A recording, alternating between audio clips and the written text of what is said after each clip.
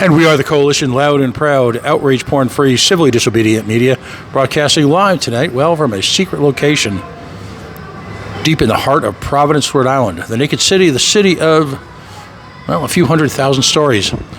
Paul Rianna is joining us this evening. He's no stranger to these airwaves. We felt we needed to reach out to him, given a development in the news that was originally reported on by Kathy Gregg in the Providence Journal.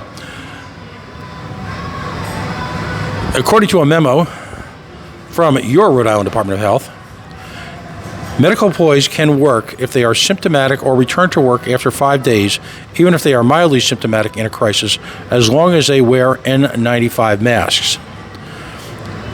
This is a memo that went out to employees at the state-run Eleanor Slater Hospital. Essentially, they can work even if they have tested positive for COVID. The mind boggles, as they say. Ultimately, you have to wonder what the thought processes are here in Rhode Island. Again, if you've been awake at all in the last few months, you know that Paul leads a group called now the Freedom Fighters, who are representative of medical workers and their families and friends who were fired, unceremoniously, by the way, by the hospitals and affiliated medical practices around the state, under an agreement, an edict from our governor and the Rhode Island Department of Health if they refuse to take the COVID vaccine. So I guess the signal I'm reading is that if you don't take the vaccine, bad, but potentially now, if you're ill with COVID, okay. So I'm going to turn the mic over to Paul.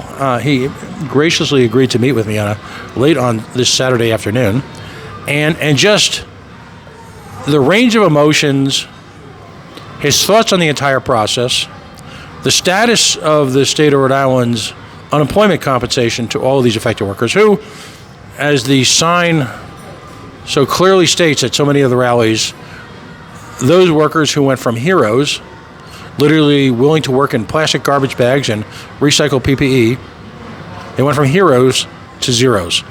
Paul, tell me what you're thinking.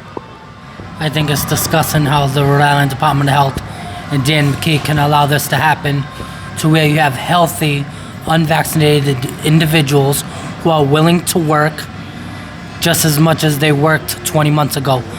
I don't understand where their thought process is as far as allowing people positive with COVID to work. It just boggles my mind, like you said at the beginning. I'm going to give you a range of emotions, if you will. Hurt, shocked, angry, all of the above? All of the above, without a doubt. You know, I feel for the people who can't pay their rent, who can't pay their bills. Unemployment is going out. The hearings is going out until February. You know, there's people wearing surgical masks within the hospitals. As in the article Catherine Gregg posted, they're still hiding PPE, which states in that article they're hiding PPE at Eleanor Slater Hospital, and they're still using surgical masks.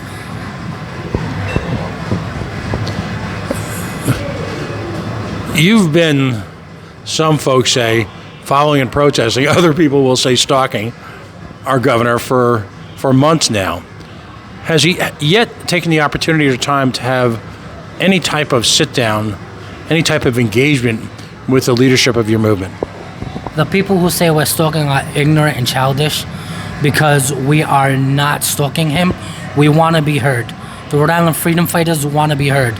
We've been following him for almost 4 months now, and he still ignores us. Pat, you even asked him numerous occasions when he's going to call me, when he's going to meet with me. Even at one point he said, give me his contact information, and he still hasn't contacted me. And he must have at least 75 emails from me alone. It's just insane. A governor's supposed to represent the people of Rhode Island, and he's not representing us. The Freedom Fighters and some other affiliated individuals went so far as to have a town hall at the Capitol building, a scheduled town hall meeting in a controlled environment with audio-visual equipment, lined up testimony from a number of folks who are medical workers. How many members of state government, whether it be the governor, lieutenant governor, treasurer, et cetera, or even state representatives, state senators, or officials from organizations like DLT and the Department of Health actually showed up? Not one. The only people who actually showed up from the state government was the Capitol Police. Other than that, no one else really showed up. Dan McKee avoided us. Alexander Scott avoided us. Sabina, Joe Sacacci, Dominic Ruggiero, every senator, every rep, they were all invited, and not one took the time out to hear the concerns of the men and women in the healthcare field who are wondering how they're going to put food on their table or pay their next bill.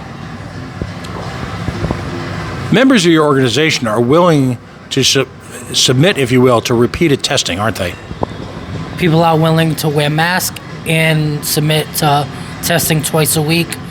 We're willing to go back to work, whether it means testing twice a week or possibly having to test every day. A lot of people just want to be able to feed their families. You know what I mean? And that's what we want to do, get back to work to feed our families and support our household.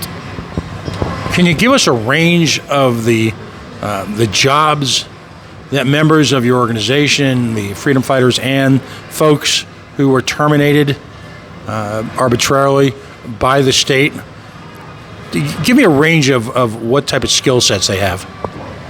Some have 20 years of nursing, CNAs, mental health workers. Some even go from kitchen workers to hospitality in nursing homes. We're a wide range, diverse group who work in all different healthcare fields, and we're all professionals. We all have certified licenses that are still active till this day. We don't know what the Department of Health is going to do when it's time to renew. You know, they do threaten that we might not be able to renew, which is disgusting because we earned our licenses, but we're a wide range of people with a wide range of experience in the healthcare field. Now, talk to us about what's happening in Providence. Mayor Lorza recently made an announcement, and folks will be organizing for an event this week in reaction to that. We will be having an event at Providence City Hall January 4th at 1 p.m. against Lorza's mandates, against his city workers. No one should be forced to take a vaccine if it's against their will, against their moral conscience, or religious belief. He has no right to do that. No one has a right to do that. Not McKee, not Lorza, not President Biden. Nobody. At the end of the day, we want to work, and we will not back down. We will chase anyone down that we have to get our voices heard. Paul, where can folks find out more about your movement? You're also, you've declared as an independent candidate for the governor's race in 2022. Give us sort of a rundown on where folks can find out about this week's event, your group, some of the ongoing food drives that you've held on behalf of members of your group, and also your candidacy. You can follow the Rhode Island Freedom Fighters on Facebook. You can follow me on Facebook and Twitter. Paul Rianna. My name is very simple to find. If you Google it, the Freedom Food Pantry is in North Providence, 1 Volturno Street. If anyone's struggling to feed their family during this tough time, go there. They'll be glad to help you. We plan on holding more food drives and getting out there in the community. We're also going to be stepping up the campaign efforts as it is election year. We can do this. Paul, thank you so very, very much. Good luck on the food drive. Good luck this week. And do you believe, just let me throw this out to you before we sign off here. Is the executive branch with the Department of Health, are they operating out of ignorance at this point? Are they operating out of fear? Is it chaos? Is it confusion? How would you describe their entire approach to not just your members in their employment status, but overall for the medical response to COVID in general? I think Governor Alexander Scott is actually run out of ignorance and disgust. She basically is leading the state of Rhode Island, with her mandates and threatening to take people's licenses.